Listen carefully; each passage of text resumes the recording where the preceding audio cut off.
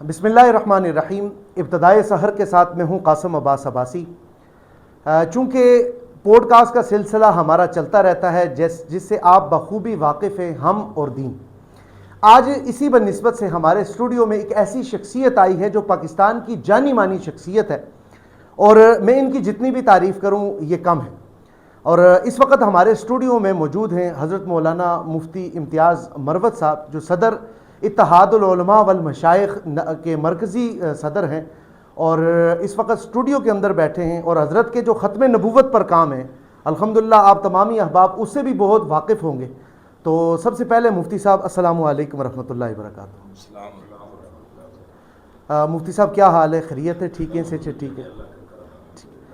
अच्छा मुफ्ती साहब, चंद एक सवालात आपके सामने अर्ज़ करूँगा, और मैं ये चाहता हूँ कि हमारे जो नाज़रीन हैं उन तक ये पैगामात पहुँचें और वो अल्लाह और अल्लाह के दीन, अल्लाह के रसूल सल्लल्लाहु अलैहि वसल्लम के दीन की तरफ मुतवज्जो। तो मुफ्ती साहब, मैं सबसे पहले आपसे ये जानना चाहूँगा कि आपका दीनी सफ़र जो है वो कहाँ से शुरू हुआ, किस चीज़ ने आपको इसकी तरफ माइल किया? जज़ाकल्लाह खैर मुफ्ती मोहम्मद कासिम अब्बास अब्बासी साहब, अल्लाह करीम आपको खुश रखे। इब्तिदाए सर स्टूडियो के मारिफत पर इनके जो सामईन क़ारिईन हैं, इन तक ये पैगाम पहुँचाने में आपका ताउन बहुत बहुत शुक्रिया, अल्लाह जज़ाए खैर अता फरमाए।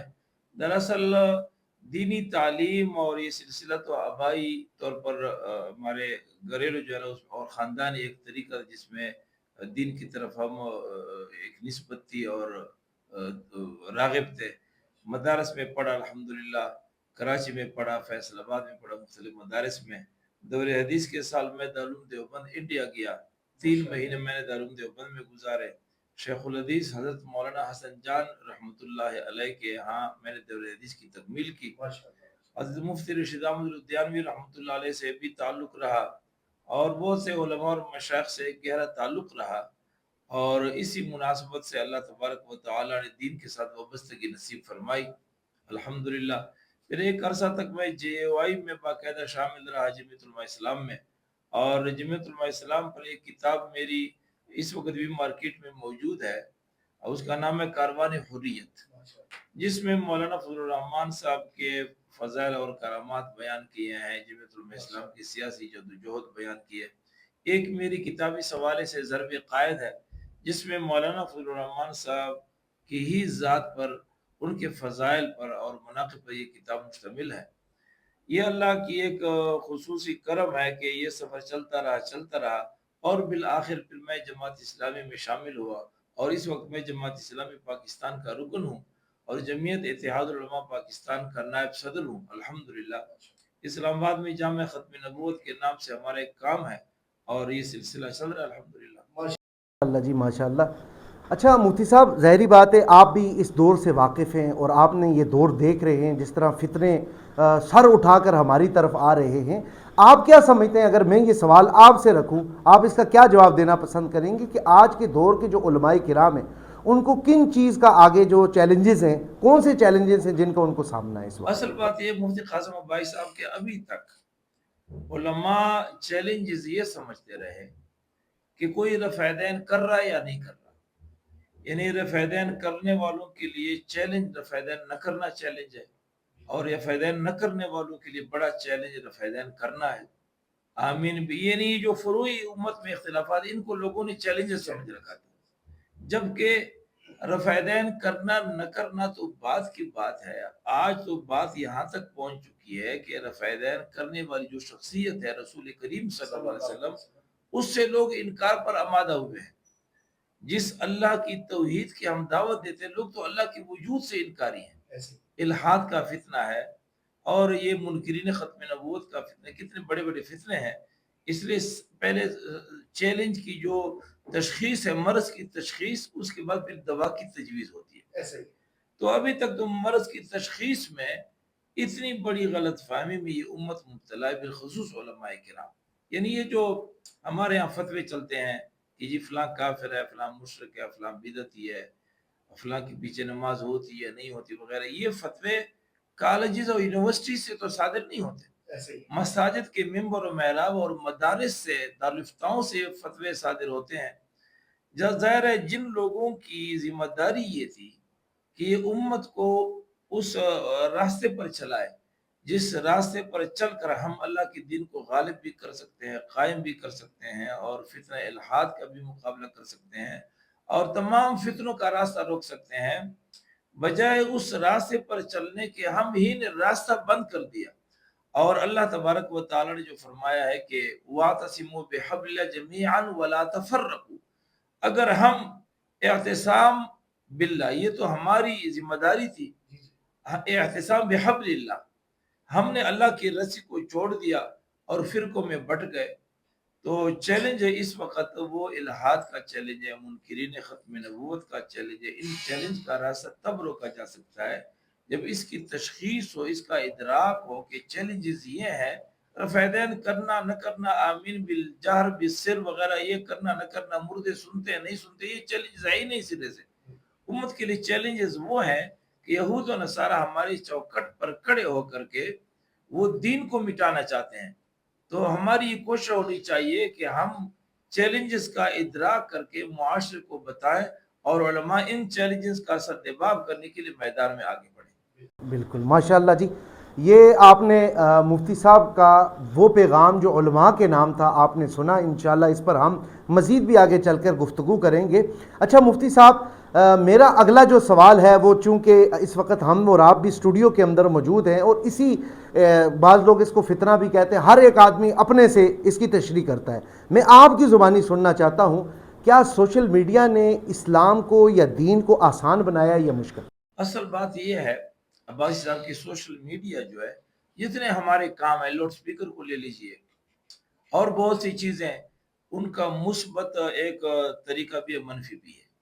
اسی لاؤڈ سپیکر کو آپ مسجد کے اذان کے لیے استعمال کریں تو باعث اجر و ثواب ہے، اسی لاؤڈ سپیکر کو آپ گانے بجانے کے لیے استعمال کریں تو یہ باعث گناہ ہے۔ تو اسی طرح سوشل میڈیا کو مثبت کاموں کے لیے آپ استعمال کرتے ہیں تو ایک بہت بڑا پلیٹ فارم ہے، بہت بڑا ذریعہ ہے، دین کی تبلیغ کا بھی، دین کی اشاعت کا بھی بہت بڑا، فتنوں کے سدباب کا بہت بڑا ذریعہ ہے۔ اسی پلیٹ فارم کو اگر ناچ گانوں اور منفی چیزوں کے لیے استعمال کیا جائے تو فتنہ بھی ہے۔ مجموعی طور پر سوشل میڈیا کو فتنہ کہنا مناسب نہیں ہے۔ البتہ ایک بات یہ ہے کہ ایک زمانہ ایسا تھا جب سوشل میڈیا کا دور نہیں تھا، کوئی آدمی کہہ دیتا کہ جی فلاں کتاب میں یہ بات لکھی ہوئی ہے، لوگ بیچارے اب کون جائے لاہور کی کتاب خریدے اور کتاب میں وہ حوالہ دے کے۔ اب سوشل میڈیا نے یہ آسان کر دیا کہ آپ فوراً اس کتاب کا PDF فائل کھول کے اور گھر بیٹھ کر وہ حوالہ دیکھ سکتے ہیں، اور مولوی صاحب نے جو آپ کی ذہن میں جو بات ڈالی ہوئی ہے وہ اس کا آپ حوالہ دے کر کے بتا سکتے ہیں کہ یہ غلط ہے یا صحیح ہے۔ اس لیے بعض لوگ تو اس کو فتنہ بھی سمجھتے ہیں، جبکہ یہ فتنہ نہیں ہے، بلکہ دین کی اشاعت کا ذریعہ بھی بنایا جا سکتا ہے اور شیطانیت کا ذریعہ بھی بن سکتا ہے۔ بالکل ماشاءاللہ۔ اچھا مفتی صاحب، چونکہ ظاہری بات ایک سوشل میڈیا کا بھی دور ہے، اور میں اس کو بولوں گا یہ دور جدید بھی ہے، بہت تیزی سے چل رہا، یہاں پر جو والدین ہیں ان کا کیا اثر ہے، یا وہ کس طرح اپنے بچوں کی تربیت کریں کہ بچے جو ہے وہ دین کی طرف لوٹ آئیں؟ بات یہ ہے، یہ بہت اہم سوال ہے۔ ہماری جو نئی نسل ہے، ہماری جو بچے ہیں، ہماری جو اولاد ہے، یہی مستقبل ہے ہمارا۔ آج کا جو یعنی ہمارا حال ہے، یہ ہمارا کل کا مستقبل ہے۔ کوئی والد اگر یہ چاہے کہ میرا بچہ مجھ جیسے بنے تو اس کو چاہیے کہ پہلے اپنے آپ کو درست کرے، تو بچے اپنے والدین کو دیکھ کر کے پھر وہ ان کے لیے منزل تک پہنچنا آسان ہوگا۔ سب سے پہلی بات تو یہ کہ اس اپنے بچے کے لیے سب سے بہترین نمونہ اپنے اولاد کے لیے والدین ہوتا ہے۔ اگر والدین بگڑے ہوئے ہیں، وہ مسجد سے دور ہے، صوم و صلات سے دور ہیں، تو بیٹوں پر وہی رنگ غالب آئے گا۔ سب سے پہلے والدین اپنے کردار کو درست کریں۔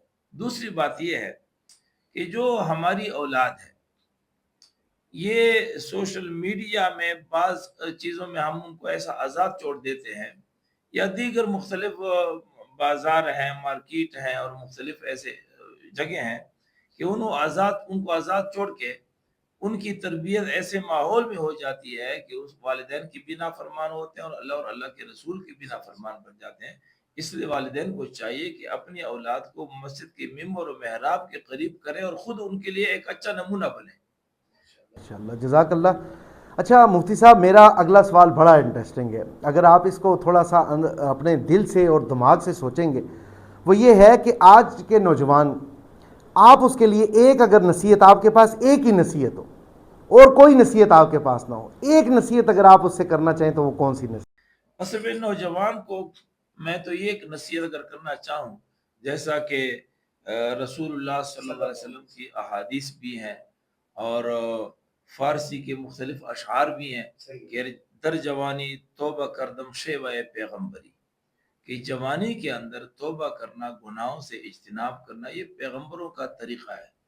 تو آج کا نوجوان ایک نصیحت اگر رسول اللہ صلی اللہ علیہ وسلم کی اسوہ حسنہ کو اگر اپنا لے تو ہر فتنے سے بھی بچ سکتا ہے، ہر فساد سے بھی بچ سکتا ہے، اور والدین کی یعنی معاشرے میں جتنے فتنے ہیں ہر فتنے سے وہ بچ سکتا ہے اگر وہ رسول اللہ صلی اللہ علیہ وسلم کی اسوہ حسنہ کو اپنا لے۔ ماشاء اللہ، بڑا ہی کمال جواب دیا ہے مفتی صاحب نے، اور یقین مانے کہ بہت کم ایسے ہوتا ہے کہ لوگ رسول پاک صلی اللہ علیہ وآلہ وسلم کی حدیث سے اس چیز کو ثابت کرتے ہیں۔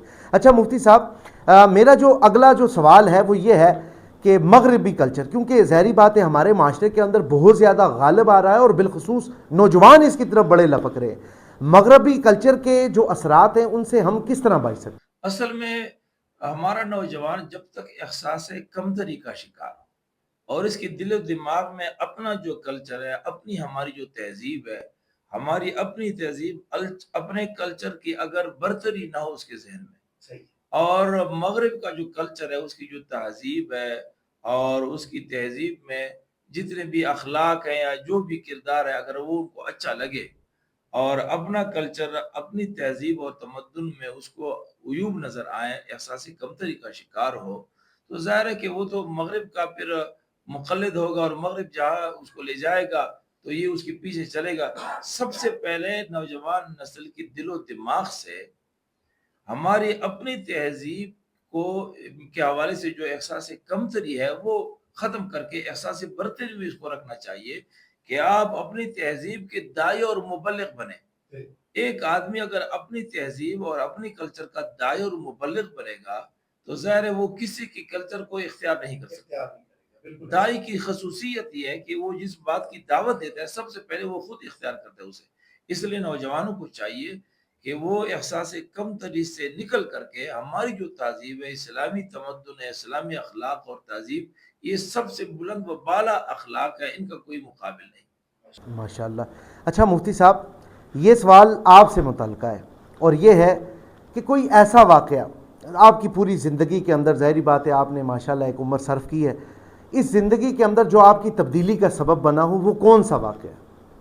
اصل میں ایسے واقعات تو بہت ہیں، لیکن جماعت اسلامی پاکستان میں آنے کے بعد، چونکہ میرا ذہن یہ تھا جماعت اسلامی میں آنے سے پہلے کہ جماعت اسلامی کے لوگوں کا اخلاص کے ساتھ، الہیت کے ساتھ، دین کے ساتھ کیا تعلق ہو سکتا ہے، لیکن جماعت اسلامی میں آ کر کے جب لوگوں کو دیکھا کہ ایک آدمی داڑھی منڈاتے ہوئے بھی اللہ کا ولی ہے اور وہ اللہ سے ڈرتا ہے، اللہ کا خوف اس کے دل میں ہے، تو سب سے بڑی بات یہ کہ جب انسان کے دل میں اللہ کا خوف ہوتا ہے تو خشیت، اللہ کی جو خشیت ہے وہ ہر خیر کا سرچشمہ ہے، اور جس دل میں خوف خدا نہ ہو، اللہ تعالیٰ کی خشیت نہ ہو، یہ ہر شر کا سرچشمہ ہے۔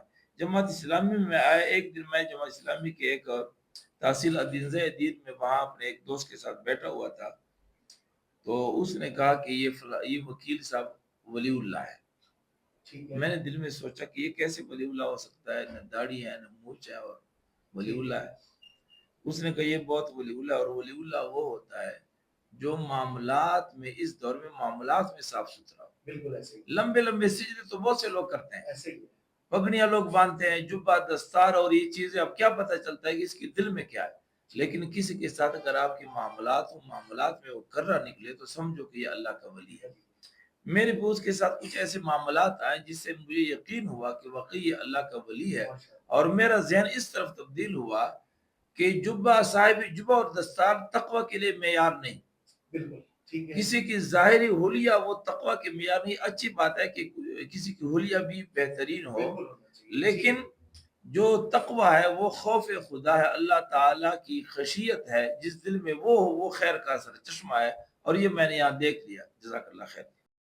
ماشاءاللہ جی، یہ تھے حضرت مولانا مفتی محمد امتیاز مروت صاحب، اور ہم ان کا بہت زیادہ شکریہ ادا کرتے ہیں اس وجہ سے کہ انہوں نے بڑی مصروفیات کی بنا پر بھی پھر بھی ہمارے لیے وقت نکالا، تو اللہ رب العالمین ان کی زندگی میں برکتیں عطا فرمائے۔ اچھا مفتی صاحب، بس یہ آخری ہمارا سوال ہے اور اس کے بعد پھر ہم اس کو اختتام کرتے ہیں۔ ہمارے جو ناظرین ہیں ابتدائے سحر اور آفیشیل جو چینل ہے ہمارا، اس کے حوالے سے یا ہمارے حوالے سے دو چار جملے ابتدا۔ اصل بات یہ ہے کہ میں جس پروگرام میں جہاں بھی جاتا ہوں، اگر وہاں سوشل میڈیا کا انتظام نہ ہو تو مجھے ان لوگوں پر غصہ آتا ہے۔ ٹھیک ہے بھائی، اس دور کو دیکھو، اتنی صوفی باصفا بنے ہوئے کہ اپنے دین کی بات میں لوگ سانڈے کا تیل بیچنے میں شرم محسوس نہیں کرتے۔ لوگ 2 ٹکے کی ٹافیاں بسوں میں بیچتے ہیں، اس پر کوئی شرم آر محسوس نہیں کرتا۔ ہم اللہ اور اللہ کے رسول کی بات کو کیوں جو ہے نا اس کو اپنے ایک کمرے میں بند کریں، بلکہ ہمیں چاہیے کہ سوشل میڈیا کے ذریعے سے دنیا بھر تک یہ پیغام پہنچائیں۔ ابتدائے سحر جو آپ کا چینل ہے یہ بہت ہی خوش آئند ہے، مبارک ہے، اور مجھے حقیقت اس حوالے سے بہت ہی خوشی ہوئی کہ آپ نے کہا کہ کوئی پوسٹ کارڈ کے ذریعے سے آپ کی گفتگو ہم لوگوں تک پہنچائیں گے۔ حقیقت یہ ایک بہترین پلیٹ فارم ہے، اور پوری دنیا کے لوگوں بالخصوص خطہ آزاد جموں و کشمیر اور اس سے متعلقہ جتنے بھی لوگ ہیں، جتنے بھی مسلمان ہیں، ان کو چاہیے کہ ایسے پلیٹ فارم اختیار کریں، ان سے مستفید ہوں۔ بہرحال میں آپ کا مشکور بھی ہوں، اور مجھے دلی خوشی ہے کہ الحمدللہ سوشل میڈیا کے پلیٹ فارم پر ہمارے ایسے ساتھی جو فعال کردار ادا کر رہے ہیں۔ جزاک اللہ خیر، اللہ آپ کو بہت بہت جزاک